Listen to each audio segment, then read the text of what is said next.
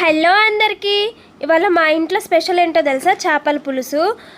ఎక్కువ ఇంగ్రీడియంట్స్ లేకుండా సింపుల్గా చేపల పులుసు ఎలా చేయాలో మీకు చూపిస్తాను. ఇలా ఒకసారి చేయండి, చాలా అంటే చాలా బాగుంటుంది.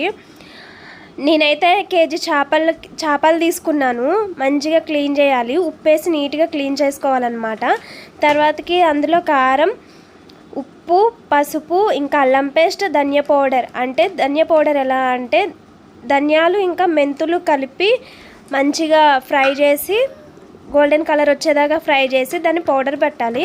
ఇంకా అది మంచి మసాలా అయితే రెడీ అవుతుంది. ఇది వేస్తే చాలు, చాలా చాలా టేస్ట్ ఉంటుంది. ఇంకా మంచిగా చేపల్ని మిక్స్ చేశాక హాఫ్ అన్ అవర్ ఫ్రిడ్జ్లో అయితే పెట్టుకోవాలి. అప్పుడే మసాలా అనేది చేపలకైతే పడుతుందన్నమాట.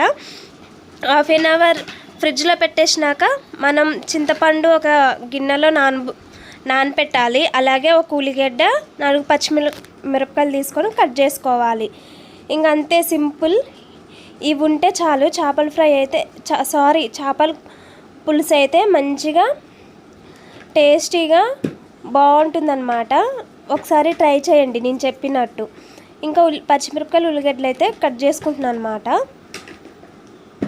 ఇంకొక కళాయి పెట్టుకొని ఇంకా పచ్చిమిరపకాయలు, ఉల్లిగడ్డలు, కరివేపాకు కట్ చేసుకునే ఉంటాయి కదా, అవైతే ఇంకా ఆయిల్లో ఫ్రై చేసేయాలి.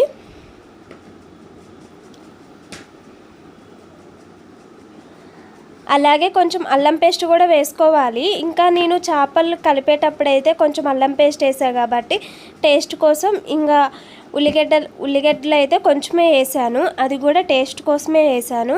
ఇంకా కొంచెం పసుపు కూడా వేస్తే సరిపోతుందన్నమాట, కలర్ కోసం.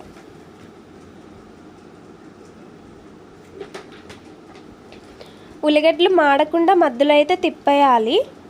ఇంకా టేస్ట్ కోసం, కలర్ కోసం పసుపు వేసేయాలి. ఇంకా పసుపు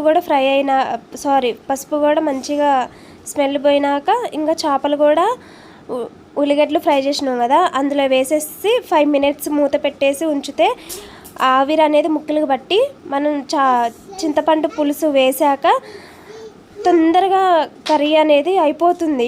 అంటే చేప ముక్క అనేది మంచిగా ఉడుకుతుంది అన్నమాట ఇట్లా చేస్తే. ఇంకా చింతపండు పులుసు వేసినాం కదా, కొంచెం టేస్ట్ చూసుకొని ఉప్పు కూడా వేసుకోండి. ఇంకా అంతే, సింపుల్. వేడి వేడి చేపల పులుసు రెడీ అయినట్టే. చూసారా, కుతుకుతులాడుతుంది.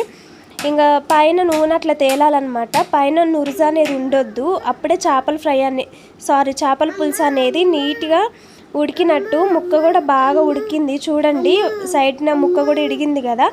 అట్లా వస్తే నూనె తేలితే చాలు, చేపల పులుసు అయితే రెడీ అయినట్టు.